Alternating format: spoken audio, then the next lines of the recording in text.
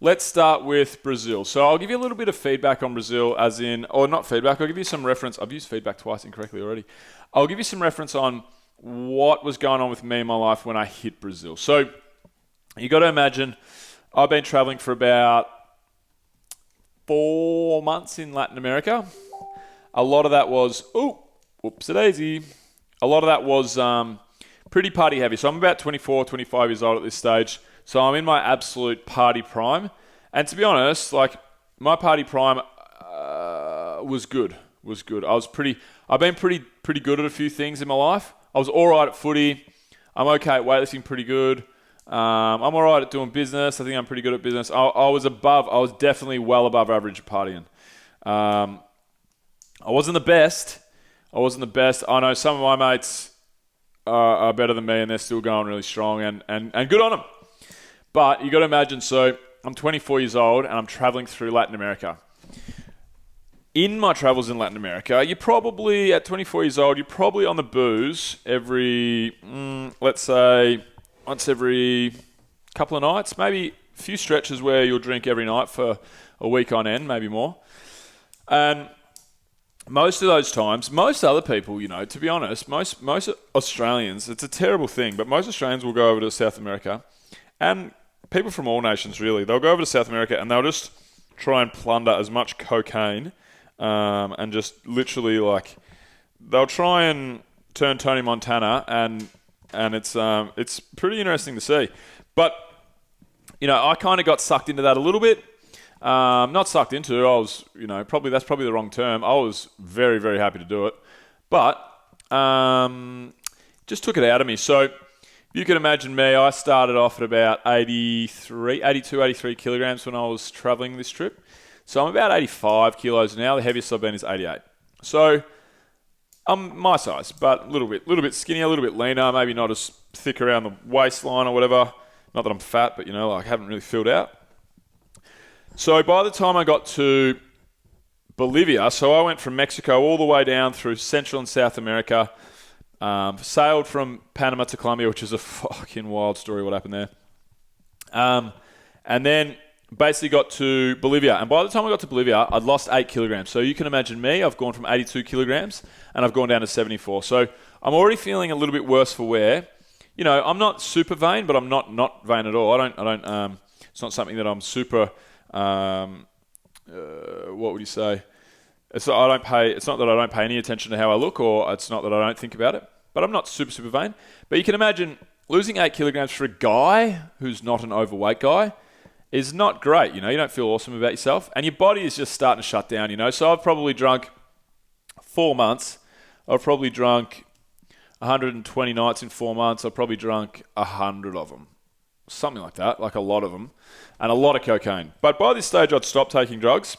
Just decided to do that. That's another funny story, actually, why I did that. But when I got to when I got to Bolivia, I got so sick in Bolivia that I lost another 8 kilograms.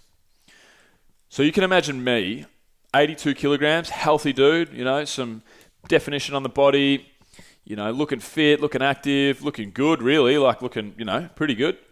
Getting down to 74 and you're like, okay, cool. You just, been on a bit of a bender. You're looking a bit disheveled. Your hair's a bit all over the shop. You haven't trimmed your beard in a while. You've lost all your clothing and all your shit's dirty. That was pretty much me. And then that's at 74 kilograms. And then from being sick in Bolivia, I got down to 66 kilograms. So imagine that. Imagine a dude who 4 months before was 82 kilograms and he's down at 66. It was fucked up. Oh my God, I looked like a heroin addict. I looked like a junkie, really. A real bad junkie. A junkie that's been like going hard at junkieing for a fucking long time. So, wasn't feeling great about myself. Add this to the fact, right? So, when we were in Bolivia, we decided to go and climb Huayna Potosi. So Huayna Potosi is a 6,000 plus meter mountain in Bolivia. Now what actually happened was, for some reason that I can't quite remember because it was all a bit of a blur, for some reason, and I didn't really care at the time, for some reason I can't really remember, Huayna Potosi was too risky to climb.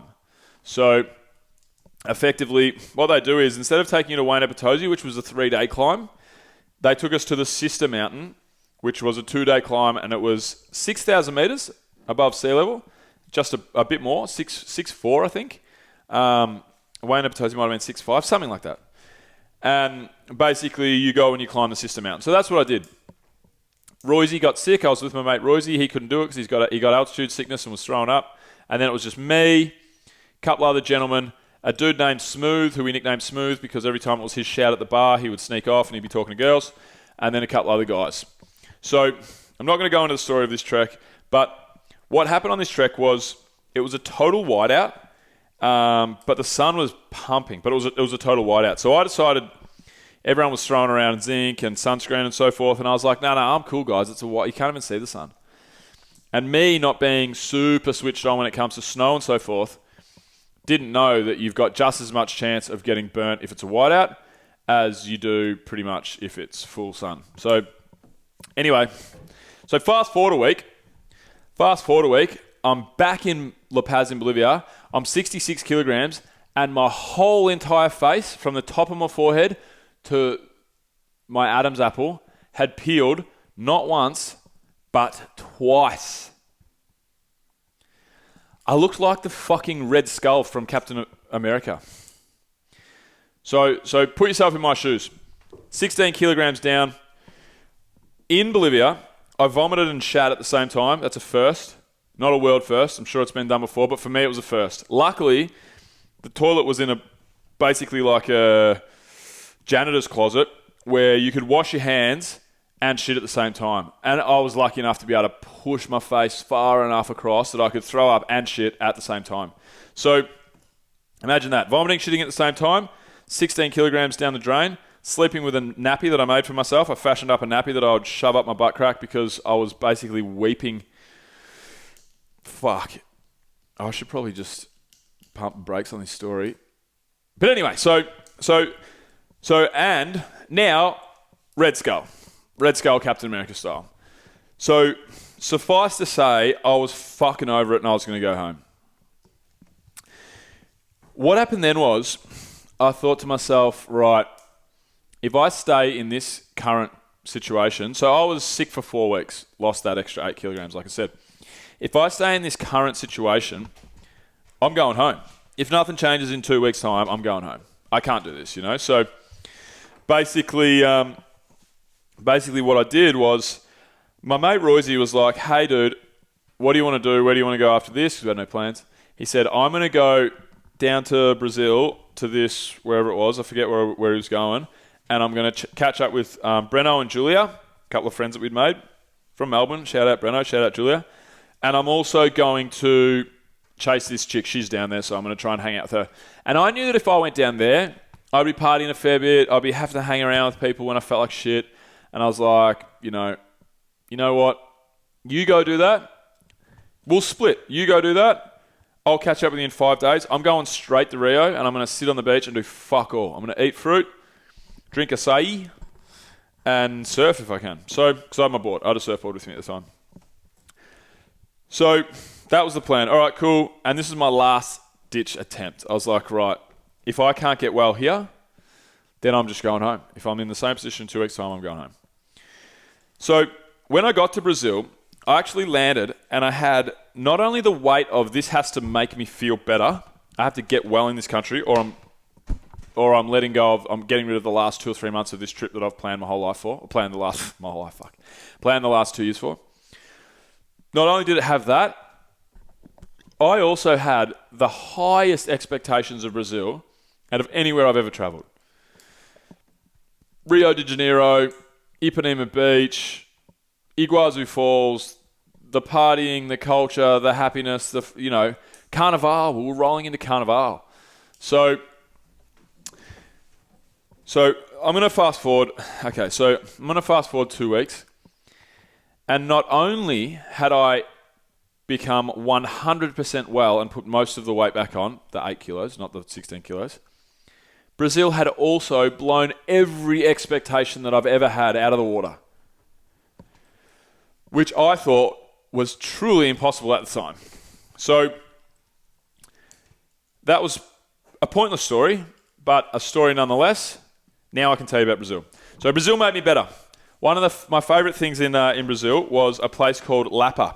So if you're situated in Rio de Janeiro, then there's many different little areas in Rio de Janeiro. There's the slums, there's the rich area, there's Ipanema Beach, Copacabana, so on and so forth. And there's a place called Lapa, and Lapa has every Friday night, they have a street party. So we were told, all right, cool, make sure whatever you do, you go down to Lapa and you get involved in this street party. So we did. We said, yeah, cool. We went down there, and it was one of the greatest nights of my life. So I'm talking about, what you do when you're in Brazil is you drink their local drink, which is called a caipirinha. So you roll up in Lapa at the start of the entry to the main street party, and literally every 10 meters you walk, there's a different caipirinha stand, and there's a different theme of music playing at that stand, and people are just dancing away, getting fucking whatever they do, whatever dances they do over there, I can't remember. Everyone's having an amazing time, getting drinks off the streets, laughing, carrying on, whatever. And it was just, look, I'm not going to talk about the Lapa side of things forever, but it was just one of the best street parties you'll ever see, and it happens every Friday night. Lapa, it just pumps. It was funny because we actually ran into some homeless guys, and I could talk a little bit of Spanish, and they could understand a bit of Spanish and converse and so forth. So we bumped into these homeless fellas. We ended up shouting them a lift back in a taxi from Lapa to towards Ipanema, where we were staying and where they were from. And I said to the boys, I was like, in whatever, broken Spanglish, Portuguese, whatever you want to do. I said to the guys, I'm like, what are you guys doing down here? And they were basically just said, we came to party. And I was just like, fucking hell. This joint's unbelievable. One of the coolest things that happened in Lapa was one night, because we went there 2 or 3 weekends in a row. So I'm in Brazil for like 4 to 6 weeks. Rio for 3 weeks. But we went there 3 Fridays in a row. And one of them, it was really cool because we're all out on this street. And we're all dancing away and laughing and joking, whatever. So I've probably got like 3 locals around me and maybe like 8 backpackers, 8 tourists, Europeans and Australians or whatever. And we're standing there having drinks, and then all of a sudden you hear just like lightning, thunder. We look up and we're like, fuck, we're going to get fucking rained on here. And then all of a sudden, boom, it comes down. So, and I'm talking like, what's it called? I'm talking like South American raindrops. So South American, humid as fuck Brazilian raindrops. So you think of like pussy little Australian raindrops, which is like, say the size of like, the end of your pen that you'll click, the clicky part of the end of your pen. That's like an Australian raindrop. I'm talking like fucking mini golf ball dollops of water. So within 20 seconds, we're fucking saturated. But in the meantime, everyone's scrambling. So we're like, oh shit, fucking run. Anyway, the streets are fucking tiny, and they've got like a little awning. All the buildings have a little awning so that there's like a meter that you can stand and, huddle under and shelter under. So everyone bails off the street and everyone gets underneath these little awnings. And the awnings are tall too, so your feet are getting satched.